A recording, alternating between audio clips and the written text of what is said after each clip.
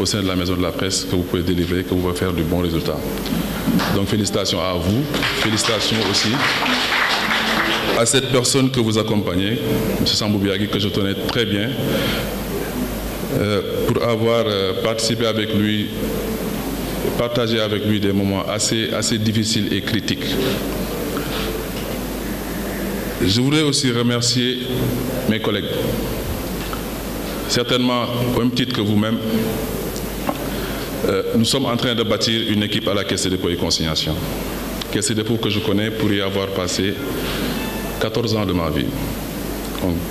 Comme on a eu à le présenter tout à l'heure lors de la projection de ce portrait, j'ai été recruté en mars 2011. Donc j'ai bouclé mes 14 ans à la Caisse, donc je connais un peu le personnel, je connais le modèle, mais je connais très bien la Caisse. Ce personnel que nous sommes en train de constituer devrait nous permettre de réussir les missions qui nous sont assignées. Pourquoi je les félicite? Parce que ces occasions ne se présentent pas toujours. Et aujourd'hui, on voit souvent sous les feux de la rampe un directeur général parler. On voit la réussite de certains projets. Des gens s'imaginent, ou en tout cas s'identifient à certaines bonnes actions posées par des responsables de la Caisse des dépôts et consignations, notamment le directeur général qui certainement est le plus visible. Mais je vous dis que derrière tout ce que vous voyez, il y a un personnel sérieux, engagé, très fidèle à la Caisse, qui se bat jour et nuit pour donner corps à ces missions qui nous sont dévolues. Tout à l'heure, lors de sa présentation, Madame Fall, qui est directrice des risques et qui porte aussi la casquette de directrice générale de la filiale Béton du Sahel, a un peu exposé sur nos filiales. Les filiales de la Caisse des dépôts sont des entités opérationnelles qui portent les missions qui sont dévolues à la Caisse des dépôts.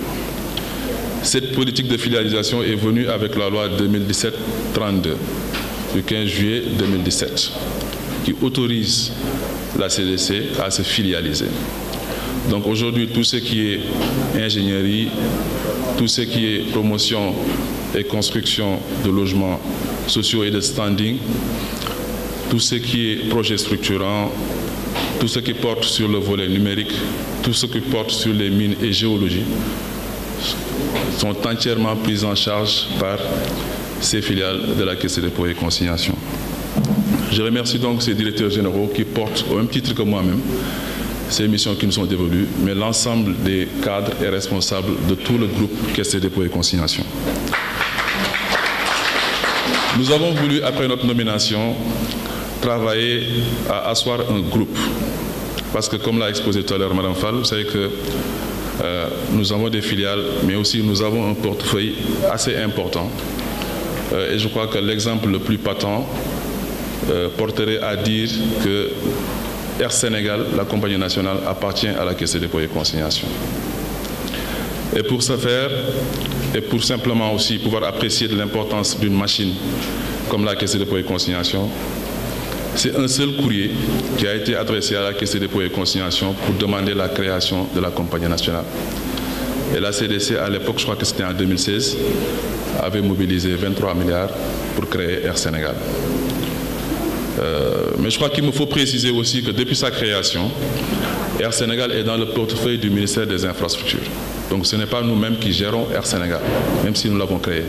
Parce que l'objectif au début, c'était de faire du portage, de créer la société, et puis de les remettre entre les mains de l'État. L'État qui pourrait décider, suivant ces professionnels qui sont au niveau de la direction du secteur parapublic, de garder la compagnie ou de se désengager au profit de privés sénégalais, éventuellement. Donc mes remerciements vont à l'endroit de mes collègues aussi.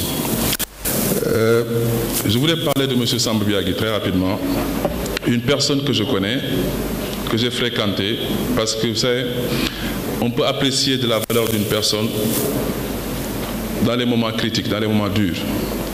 Vous savez tout comme moi que nous appartenons à un parti politique qui s'appelle le PASTEF.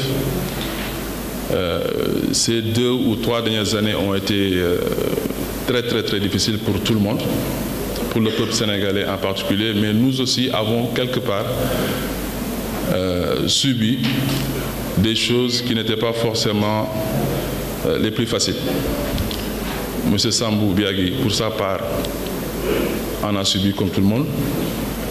Mais aussi, le côté positif de l'affaire, c'est que dans la construction, dans cette dynamique qui nous portait un peu vers les élections de 2024, il a joué un rôle crucial. Je peux en apercevoir parce que j'ai été directeur de campagne. Il nous a accueillis à Tambacounda. J'ai travaillé avec ses équipes. Et je peux vous dire tout l'engagement, tout le sérieux que M. Sambou Biagui prêté à l'organisation que nous avions, mais aussi à toutes les activités que nous menions autour du président Ousmane Sonko. Donc, merci infiniment pour cet engagement, M. Biagui. Une personnalité réelle n'est pas forcément une chose que des nominations, que des situations ou des contextes peuvent altérer. Si M. Biagui a été cette personne que j'ai décrite tout à l'heure, on peut valablement espérer, une fois qu'à cette station, une fois en tant que directeur général de la Maison de la Presse, qu'il puisse déteindre, qu'il puisse implémenter ce regard stratégique que les autorités ont dans la gestion de la chose publique. Concernant votre maison, je vous disais tout à l'heure que vous êtes aujourd'hui sous les feux de la rampe. Le débat qui se pose, c'est un débat de fond, parce que les relations entre presse, État, entre presse politique sont extrêmement sensibles et très difficiles à aborder et à gérer. Mais je crois que si on prend l'exemple des autorités qui ont jugé aujourd'hui pour des ministères de souveraineté tels que les forces armées, la justice, l'intérieur, les finances, d'y placer des personnalités qui ne sont pas forcément de PASTEF, je crois que cela justifie amplement de leur volonté à s'ouvrir à tous les segments de la population. Vous savez que par le passé, ces postes étaient occupés par d'éminents politiques. Aujourd'hui, les autorités ont jugé nécessaire de donner à ces postes-là à des personnalités connues et respectées qui peuvent faire le travail, mais sans avoir de coloration politique. Qui peut le plus, peut le moins. Donc, si l'État central peut fonctionner ainsi, on peut valablement s'attendre à ce qu'il ait un comportement très avenant, très docile vis-à-vis d'un segment aussi sensible et critique qu'est la presse. Mais je crois qu'il ne faudrait pas qu'il y ait d'amalgame entre la faiblesse et cette forme d'ouverture et de gentillesse à la limite que je voudrais exposer. Nous sommes dans des métiers extrêmement sensibles. L'État central a des prérogatives édictées par la Constitution. Les libertés aussi sont protégées par la Constitution. Je crois que l'expression des libertés, de part et d'autre, ne doit pas être source de conflit.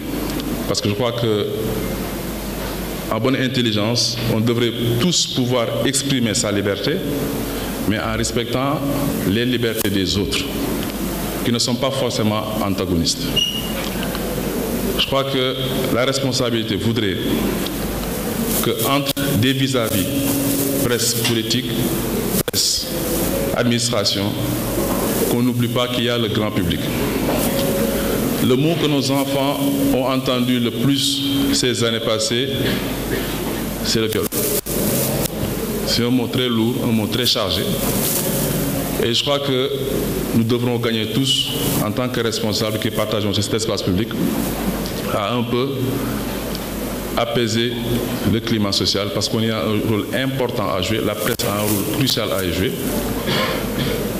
Et je crois que ce n'est pas en l'État qu'on trouvera des personnes qui seraient vraiment dans des dispositions d'enfreindre ces libertés collectives et individuelles.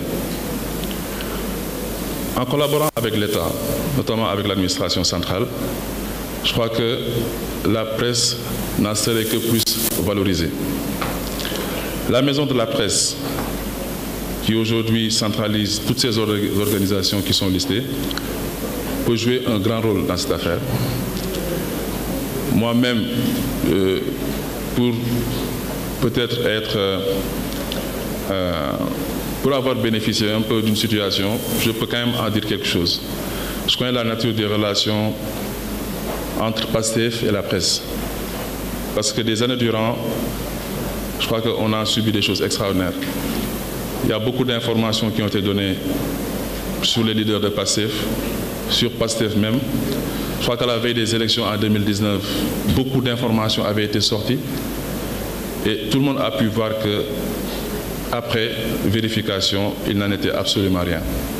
Mais par contre, ces informations sorties ont eu un impact sur la vie du parti politique, mais aussi continuent à avoir des conséquences sur la vie des hommes politiques qui ne sont pas forcément des ennemis.